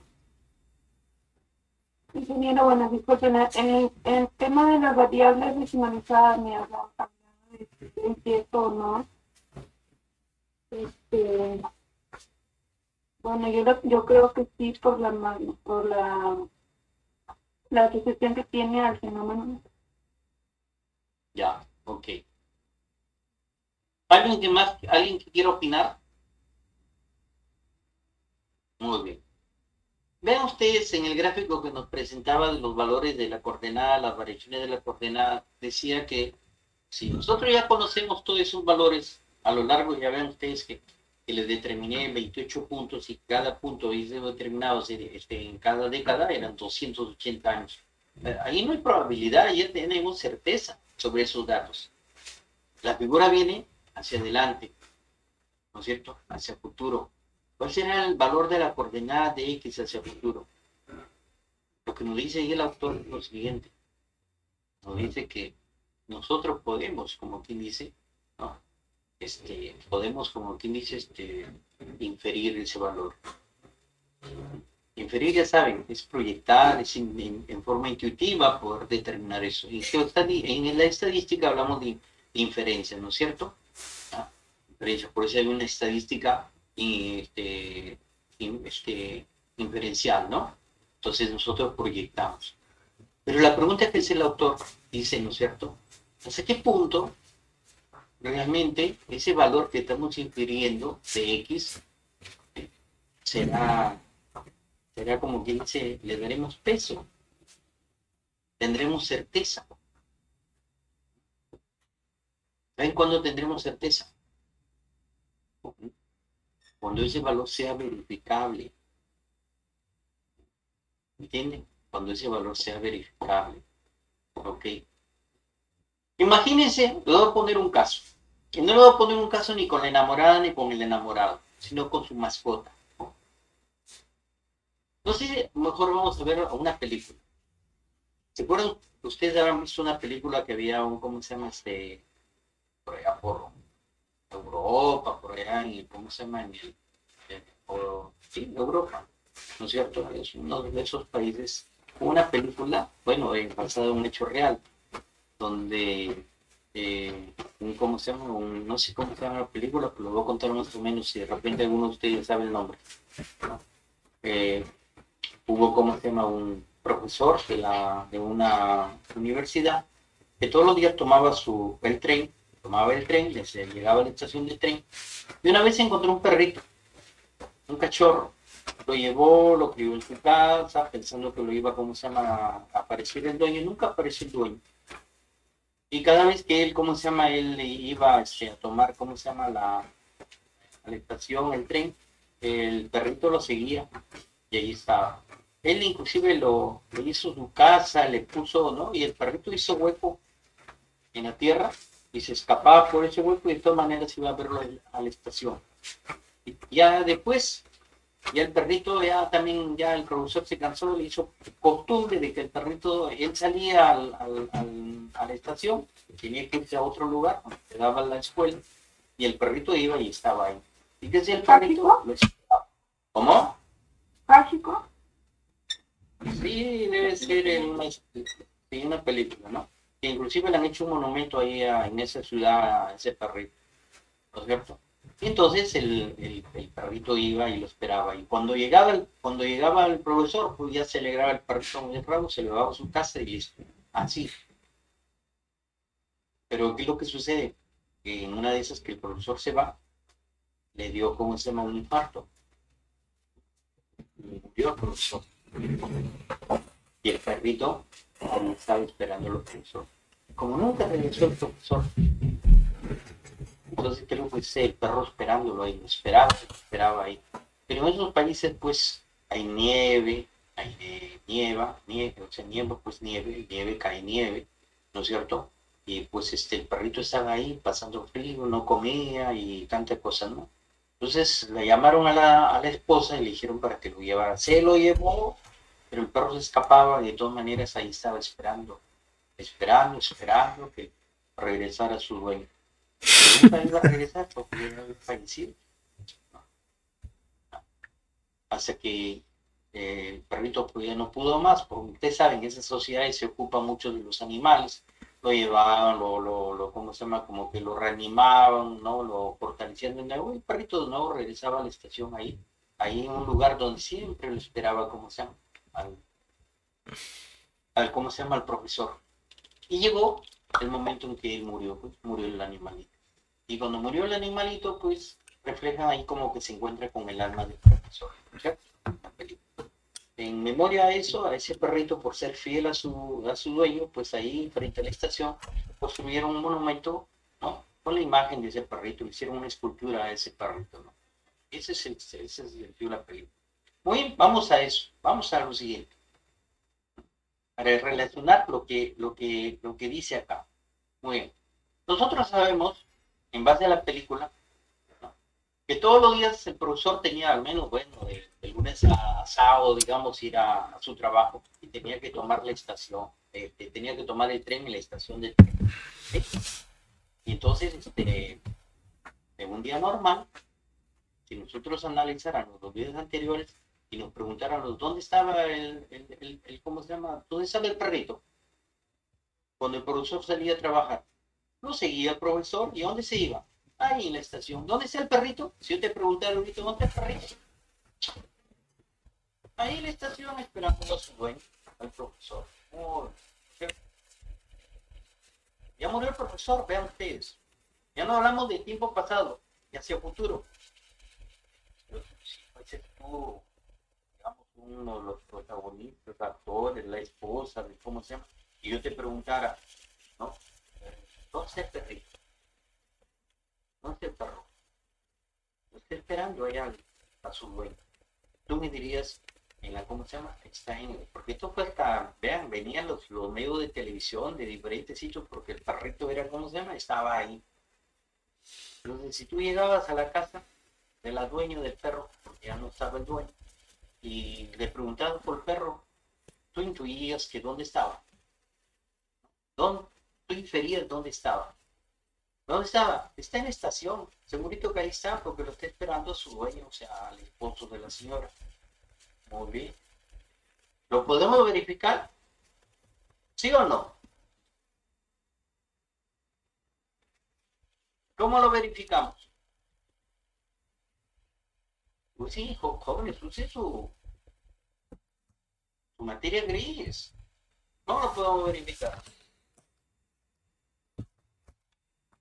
Sí, pues jóvenes. Vámonos a la estación de tren y verifiquemos si está ahí. Sí está, es verificable. Mi intuición fue, ¿cómo se llama? ¿Correcta? Sí. Día 1, día 10. Viene otro medio, otra persona, viene otro medio. Señor, ¿dónde está el perrito? Yo intuyo. ¿Dónde está? Esperándolo allá, como quien dice, al dueño, a su dueño. ¿Dónde está? En la estación. Vamos a verificar, ¿no? Y ahí está el perrito, verificable. ¿Eh? No te quise poner el, ¿cómo se llama? Sí, Eder, levantó la mano. No, nada, ingeniero, sí, fue por error. Por error. Ok. Entonces, lo que les quiero dar a entender es lo siguiente. Es que si nosotros, ¿no es cierto?, tenemos, como quien dice, toda una serie de datos, vamos a decirlo de datos, ¿no es cierto?, que los hemos determinado. Muy bien. Imagínense que existen leyes, ¿no es cierto?, que nosotros hemos agarrado y hecho muestreos y determinado leyes. Muy bien, nuestros datos son leyes, ubicados en determinados puntos. ¿Ok? Muy bien. Y de aquí hacia futuro, digamos, queremos saber la ley, ya no hacia futuro, porque ahí no hay futuro, porque la estructura mineralizada existe. Pero quiero saber yo la ley en un determinado punto. Y entonces la ¿Sabías que utilizar cerámicos pequeños? ¿Cómo sería ya? ¿Cuál será la coordenada? ¿Cuál será la ley? En determinado punto. Pero En ya determinado punto X. Las visuales se sobreestructuran de líneas y uniones. Si yo tengo una metodología, ¿no es cierto? Si yo tuviera una metodología para determinar cuál es la ley, fácil, yo la calculo en base a esa metodología. Calculo mi ley. La pregunta es, ¿será verificable? ¿Cómo la verifico? En medidas exactas te recomiendo formatos de 60 por 60. Son A ver, ¿qué me ideales, dice? fáciles de transportar y muy disponibles en cualquier ciudad. Si deseas confirmar, ¿Nadie de ustedes? Tienen que desarrollar ¿cómo se llama? Su imaginación. Aunque no lo crean, yo siempre les digo a los chicos, ¿quieren ser ingeniero? Oiga, ingeniero viene de ingenio. Viene de ingenio. Los grandes, ¿cómo se llaman? Los grandes científicos del mundo, ¿por qué creen que son eran catalogados como personas dementes? Dementes. Porque ellos estaban aquí, podrían estar aquí, tú conversando con ellos, estaban como que dice en otra órbita. Están pensando. Es lo que ustedes no hacen, jóvenes. Ustedes tienen que pensar. ¿Mm? Cuando yo les decía a ustedes, a ver, vamos a ayudarlos a que aprendan a pensar. A ver.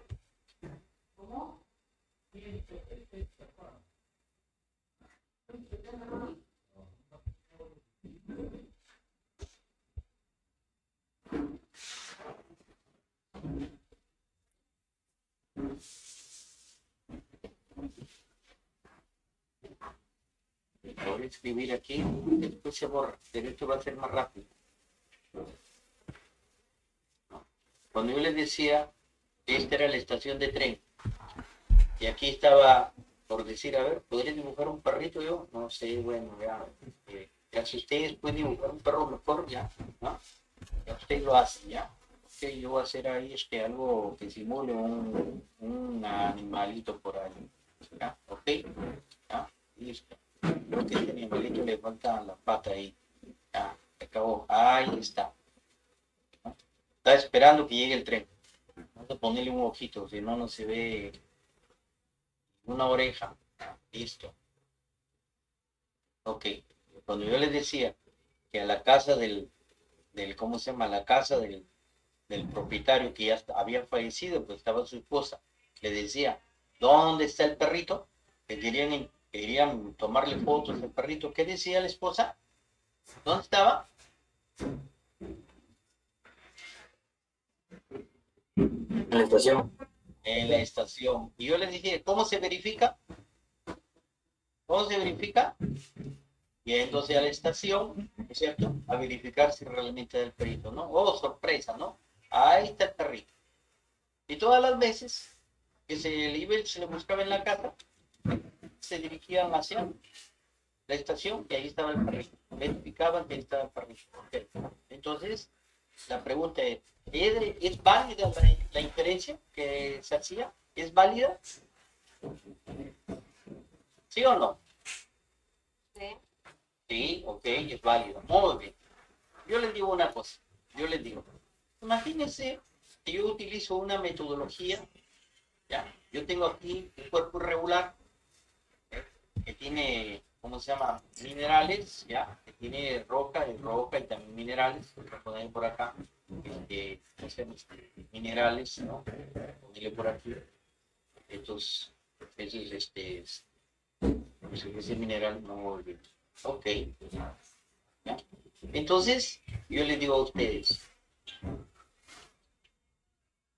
imagínense que yo voy ¿cómo se llama? Determinar una ley, ¿ya? Y la voy a determinar aquí, en este punto, ¿ya? En ese punto.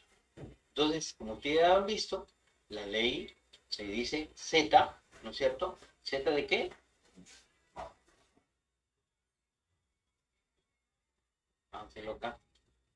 ¿Cómo se dice? Z de X, ¿no es cierto? Paréntesis X. ¿Ok? Muy bien. Entonces yo he determinado ahí mi ley. Y podría haber determinado otras leyes. Voy a hacer una más. Otra ley, aquí. Entonces, acá va a ser ¿qué cosa? Z. Si quiere Z1, porque vamos a poner que sea ¿cómo se llama? ¿Cómo se llama? La ley, ¿no?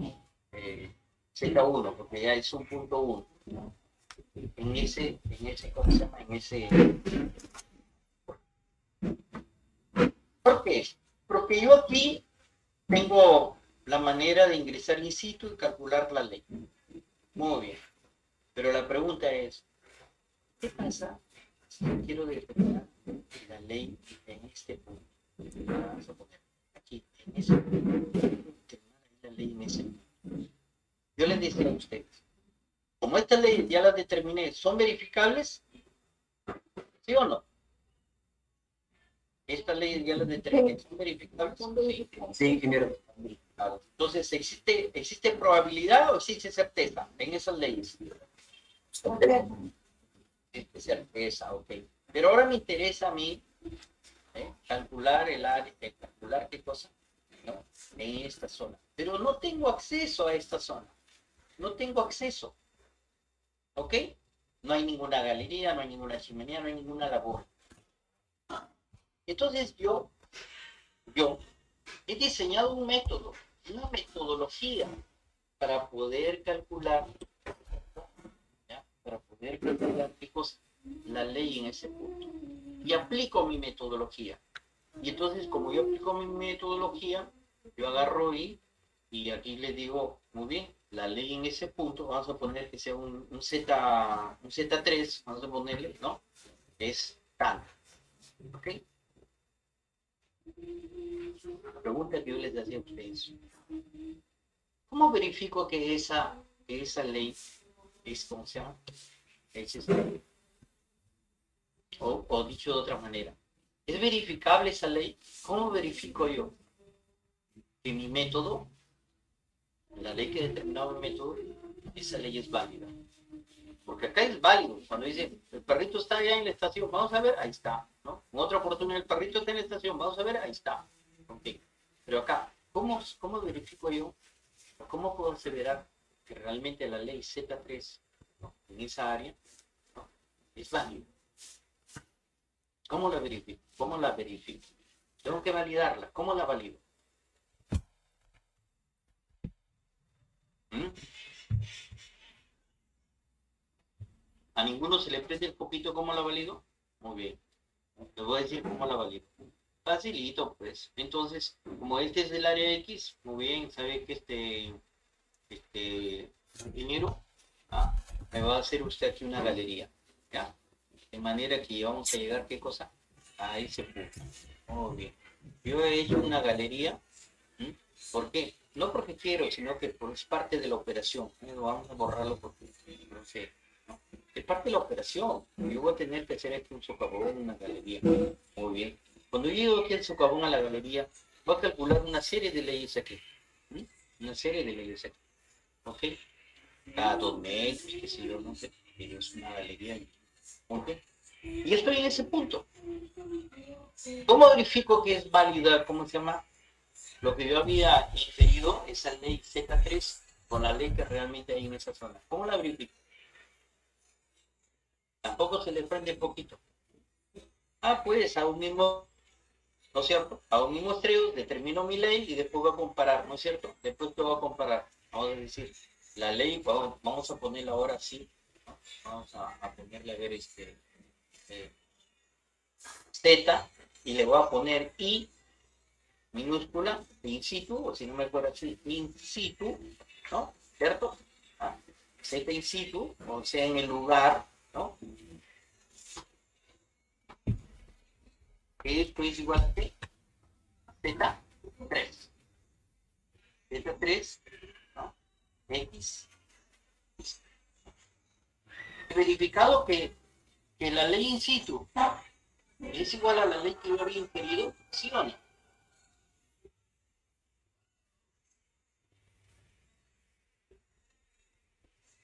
¿Mm? Ok, ¿ven? Ok, muy bien. Ahora miren, presten atención a lo que les voy a decir.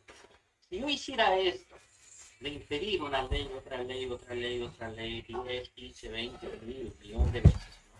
Inferido esa ley. Y cuando yo he llegado y he verificado la ley, veo que es válida, que es válida, que es válida, que es válida, que es válida, que es válida la ley que he inferido. ¿Cuál es la conclusión respecto a mi método? Su método es correcto. Ah, no tanto correcto, sino que digamos que mi método es qué cosa es válido para determinar eso. Esa es la geoestadística, pues.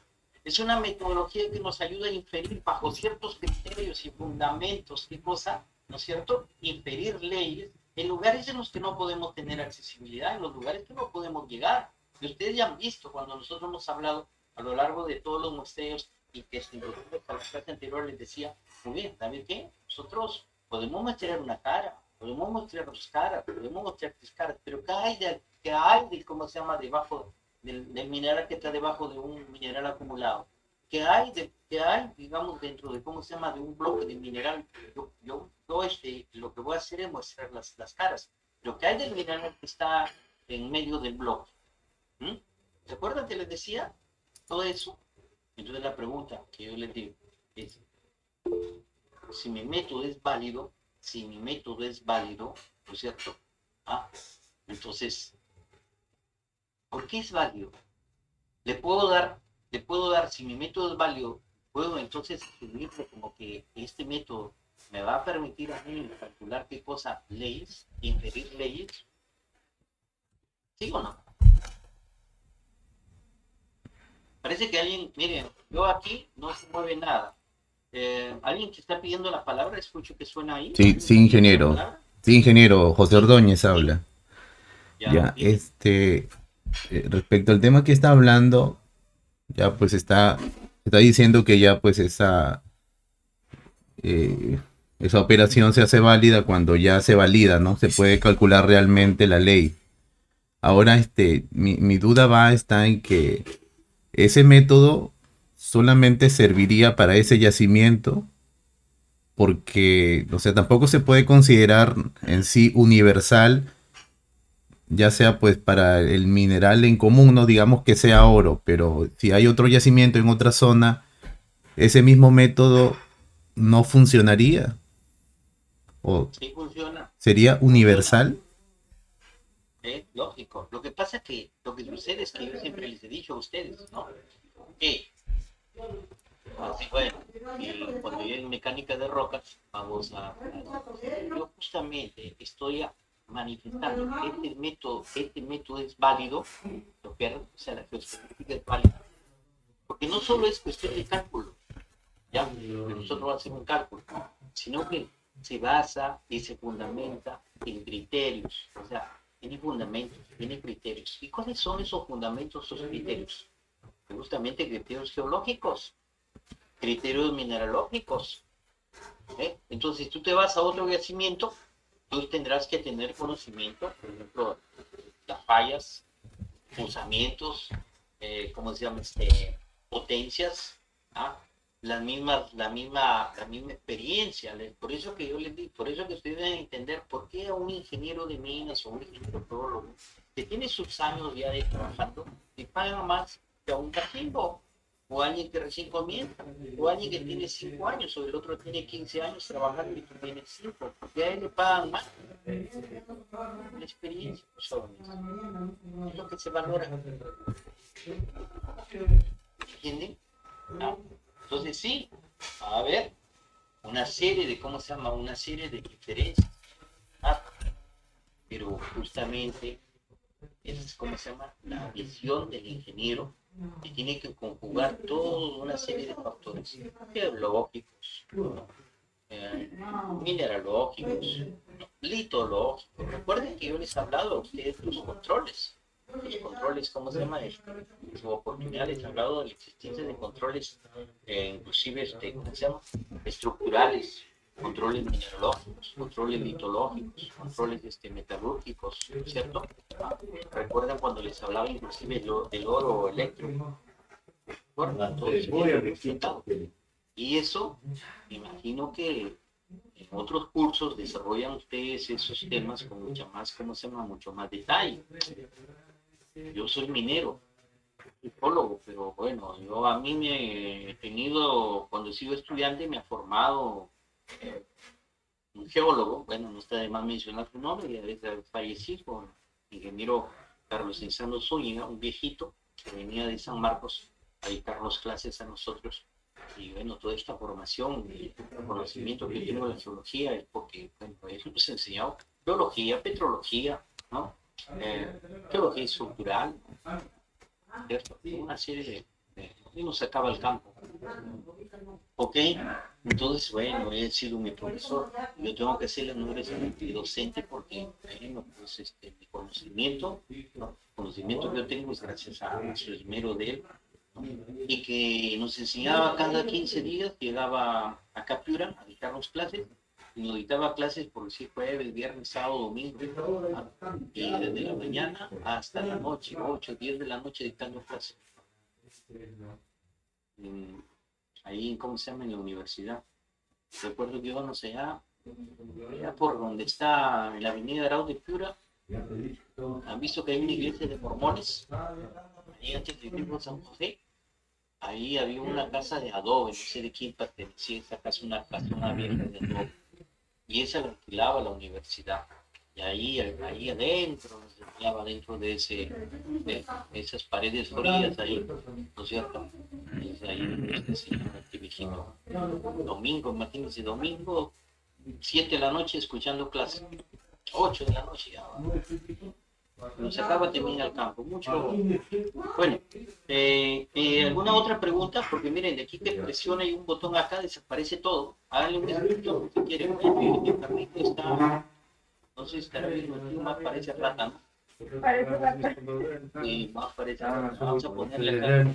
Cielo. ¡Arre, conche! Más y ya parece rata. Ahí está, ya. A darle gusto como no sé quién está ahí detrás. Listo. Ahí desaparece. Entonces, Era aquel pendejo, tío. de lo que se trata, jóvenes, es eso. Si mi método es válido, bueno, si es válido, entonces, pues, esa es la investigación de operaciones. Investigación de operaciones, nosotros, ya esto es parte del tema que vamos a tratar mañana, un adelanto. Pero antes del adelanto vamos a aquí hablar, porque miren, lo que nos dice aquí el autor, veamos que vamos a poner aquí, el autor. Miren lo que habla el autor de lo que es la geoestadística, ¿cómo la define? En términos mineros se define la geoestadística como la aplicación de la teoría de variables personalizadas a la estimación de recursos minerales. La aplicación de variables regionalizadas a la estimación de recursos minerales. Esa es la definición de geoestadística. La pregunta es a ustedes, ¿entendieron qué es geoestadística? Pues si yo te preguntara qué es la geoestadística, muy bien. Vamos a ¿cómo se llama? Hablar la variable regionalizada, ¿no? Dice, una variable regionalizada es una función que representa la variación en el espacio de una cierta magnitud asociada a un fenómeno natural. En el caso del ejemplo que les leí primero, de la función de x o x en función de t, nos hablaba de que de la el fenómeno natural era pues el polo magnético, ¿no es cierto? Okay. En nuestro caso, lo que es estimación de recursos minerales, ¿cuál será el fenómeno? La naturaleza, pues, ¿no? Nuestro yacimiento ha sido formado por la naturaleza. Entonces ahí existe qué cosa, el fenómeno natural. Formación, la creencia, el conocimiento. Hasta cierto punto nosotros en el yacimiento no podemos tener certeza de leyes, ¿no? ¿Cierto? Sabemos que los yacimientos son asimétricos, todo, pero ¿dónde, cómo? No lo sabemos, ¿no? Entonces, esa es la figura. Mañana desarrollaremos qué cosa, variables regionalizadas. Introduciremos en este campo las variables regionalizadas para poder comprender. Pero vean que una variable regionalizada es un valor, una variable, ¿cierto? Pero que ese valor de esa variable está relacionado con ¿qué? Con un fenómeno natural. ¿Okay? Ahora entiendan ustedes, ¿no es cierto? Siempre les digo, la ingeniería llévenla ustedes a qué cosa, llévenla ustedes a su vida personal, ¿no? A su vida personal. Hagan eso. La ingeniería no es, no es en los libros, la ingeniería no crean que es qué cosa ir y trabajar como ingeniero. Eso no es ingeniería, ¿no es cierto? Apliquen la ingeniería a su vida, a su vida diaria.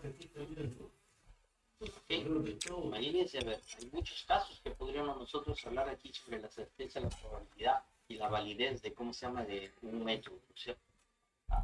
Vean ustedes que hay pequeños detalles que en la vida tenemos que hacer, ¿no? Ser constantes para poder lograr, tener constancia para poder lograr qué cosa, las metas que nos proponemos. Vea, si yo estudio y hago una costumbre del estudio y voy a sacar buenas notas, ven, voy a inferir, estoy infiriendo, sí. Entonces tengo que estudiar más. Cuanto más estudie, ¿cierto?